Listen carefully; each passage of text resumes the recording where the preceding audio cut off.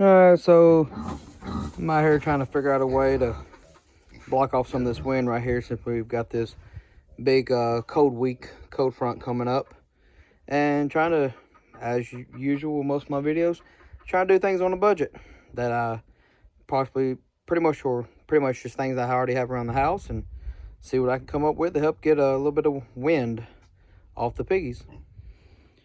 So as many of homesteaders will, or owners of livestock will, if you've got plastic feed bags, I'm sure paper would work for short term, but if you're going to be dealing with rain, probably not going to last the longest. But if you got the plastic bags, just staple them up along there. It'll at least block off your wind. It'll essentially serve the same purpose as tin will, but depending on if you got the money for tin, or if you're trying to do this under short notice due to a last minute, weather conditions or anything like that, then yeah, it'll work out, and again, save you money and help you out in the bind. Hope this helps. All right, so this is more or less the finished product. Again, we use the plastic bags.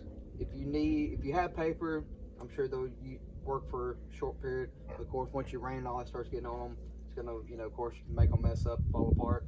But if you got the plastics, use the plastics. Well, also what I did, yes, from looking at it, it looks like as if, which I did, I stapled all the way from the above the door to the door and everything. So it looks like one solid piece. But once you open it up, the same thing down here, as you'll see, that actually opens up to where you see, of course, get to the inside still. And the reason I did that is because there's about a 1-inch gap between the top of the door and the frame.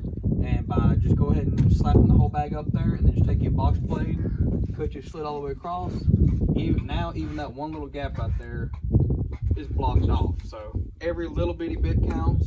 Same thing at the bottom of the door by doing the other bag. I stapled it all the way up around the bottom of the door, framed everything, and then just cut me a slit with the box blade. You can see, like right here and across the bottom. And again, it helps to close up any little gaps that you can.